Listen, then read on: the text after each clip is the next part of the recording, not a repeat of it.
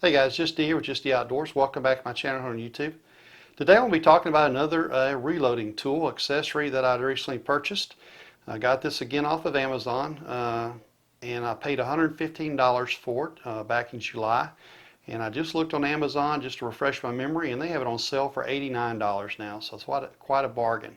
And we're going to be talking about the Frankford Arsenal Platinum Series Case Prep Center. That's a mouthful.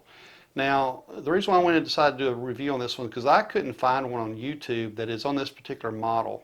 There are quite a few that are on the same looking model that also has the built-in case trimmer. This one does not have that.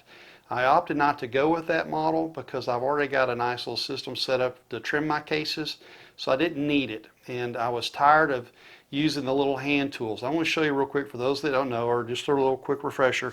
Whenever you're prepping your cases to reload, you have to trim them. You clean them, you trim them, and that leaves the neck all burred up and everything where the bullet goes in, for those that don't know.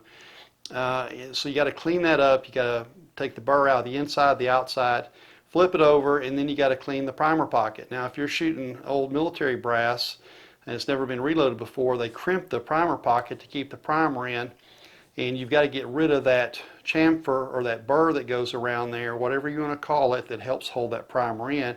Or it's a dickens to try to get another primer in there. So you have to take that chamfer out, that ring, then you can get a primer in there, and then you got to clean the pocket.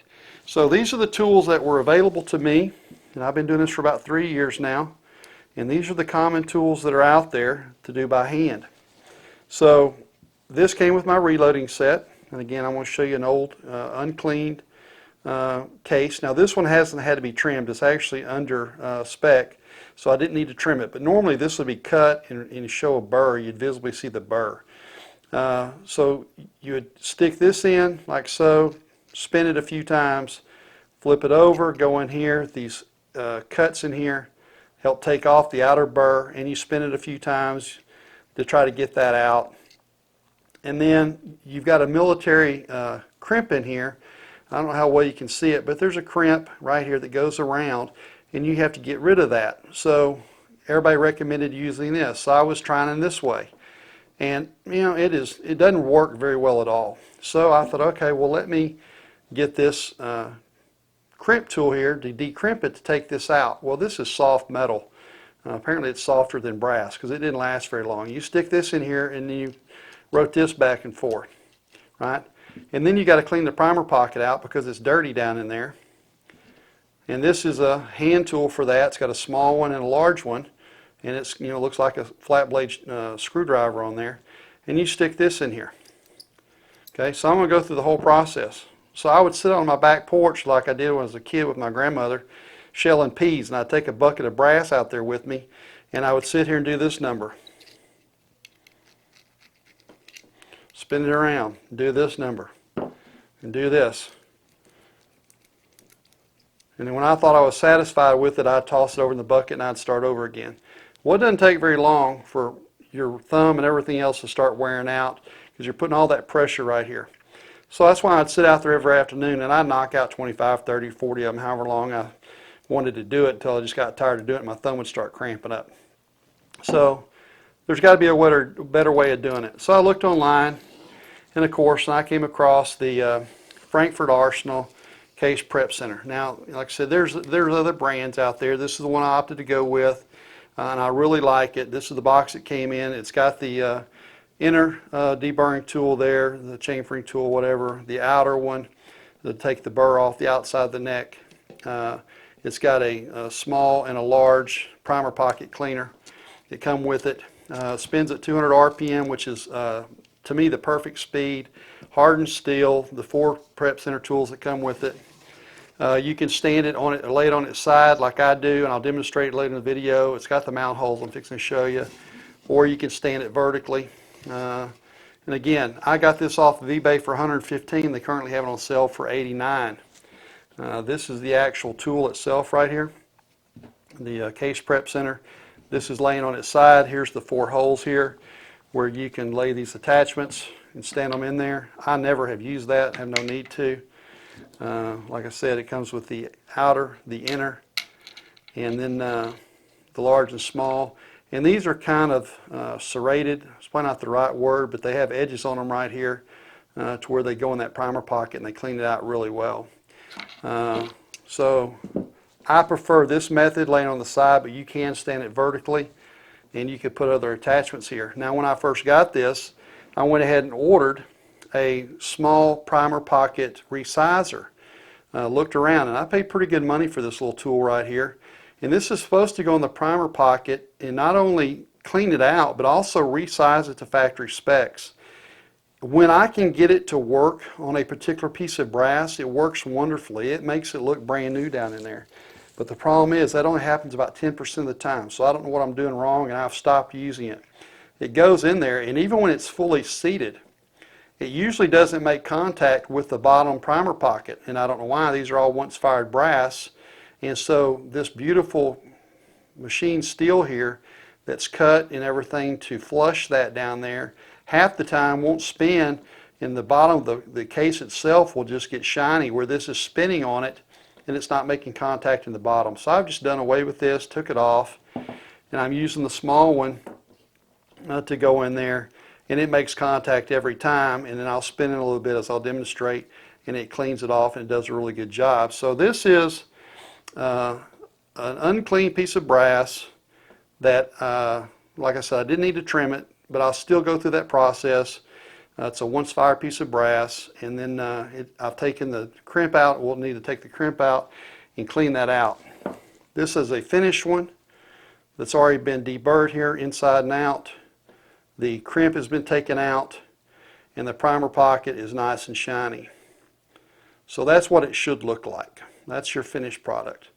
So we'll stop it here, and then we'll roll it over, and I'll show you what it looks like and it sounds like on the bench. Alright guys, so here it is set up on my reloading bench. I've got it sitting in the vertical position right now just so you can see it. You can use it in that position. I tried it and I didn't like it. It didn't work for me. So I lay it on its side. But from that position there, you can see I've got one open station. It's got four. This one does not have the case trimmer. Like I said, I opted not to go with that particular one. It has got the small primer pocket cleaner installed because I'm doing 223 rounds. I've got the inside chamfer tool on here, and then the outside deburr tool. The way I want to set it up on my bench here is the power cord's away from me, and here's the on-off switch right here on this side. So as I'm using it, I'm right-handed, I can control the machine like this. Now on my bench, I'm fortunate enough to have a piece of angle iron here that is my bow stand, where I can hang my bows and work my bows here. So this is a backstop and prevents it from sliding. So I don't even really have to put my hand on the trimmer, or not the trimmer rather, but the prep center to hold it in place. It will stay there by itself, but out of habit I still do it anyway. So on my bench here, I've got one bucket here that's already finished brass. It's already done. And then I've got a full bucket here that needs to be cleaned up. The ends need to be cleaned up so I can get them ready to reload. So I want to show you a few here real quick. I want to turn it on. Now people may ask, how loud is it? It is loud enough that if my wife is in the next room, which is the living room, it's about 15-20 feet away, and she yells at me, I can't hear her. So it kind of drowns out my wife, and she has to physically come in here and get my attention. So you make up your mind how loud that is. Is it too powerful to hurt yourself? No, it's not. I want to demonstrate real quick here. It turns slow enough, but you touch this and it's not going, unless you push your hand on it, it's really not going to take flesh and bones with it, right? It's just turning. It's just got enough torque that it gets the job done, but it's not going to, if you actually bump it, it's not going to take your finger off. And the same with this one here. So it works. So I got to do the inside and outside of this end and the inside and outside of this end. So this is how I do it. I want to leave my hand off of the camera. So I do one like this, outside, flip it over. I want to take the crimp out. Now if you're using brass that doesn't have that crimp already, you don't have to worry about that. And I want to spin this a few times with my fingers like this, and then it gets that end nice and clean and shiny down there. So I want to do a few of these and kind of timer. I want to put a timer up on the video so you can watch it. And I'm going to go ahead and hold it like this just so it stays steady. That's a habit more than anything. In, out, crimp, clean.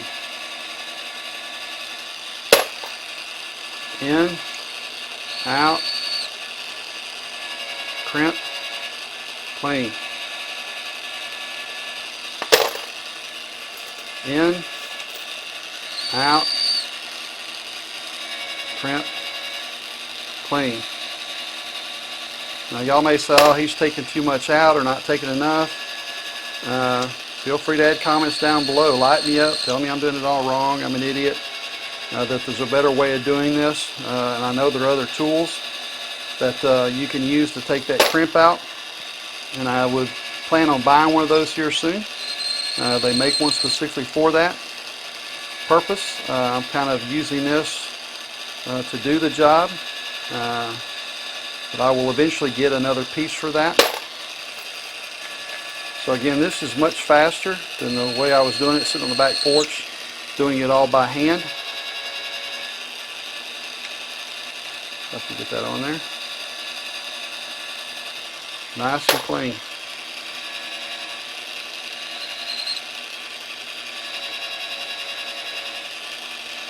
I'll do a few of these so I can get the clock going, and you can kind of get a feel for how long it takes to do one. And it does leave some brass down there. And I've got a small dowel rod taped to the edge of my table down here to act like a shield or a buffer, if you will, to keep the brass from going into my carpet.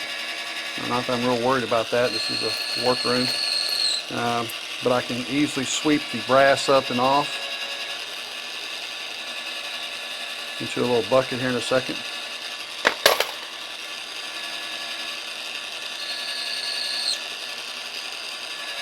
It's not rocket science, guys. If I can figure this out, anybody can. Like I said, the old veterans out there, they're probably saying, oh man, he's telling y'all wrong. Well, tell me what I'm doing wrong so I can correct myself. This is probably the part that you're going to have the biggest headache with, is taking that crimp out. Like I said, if you're shooting just normal other brass, you won't have to take that military crimp out of there on that primer pocket. So you only have to mess with that step there. But I've got 2,000 pieces of brass that I can get from work that have a crimp in it. So I have got to do that 2,000 pieces or more. This will probably be the last one. I'll do one more after this one. Should give us a good average.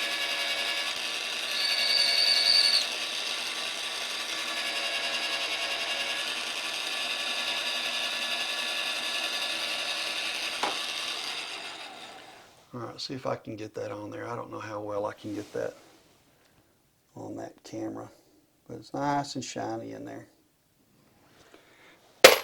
Well guys, that does it for the Frankford Arsenal Prep Center here.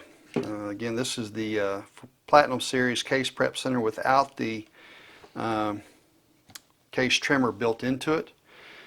So hopefully this video has helped you. Hopefully I did a decent job of discussing and describing and doing a review on this prep center.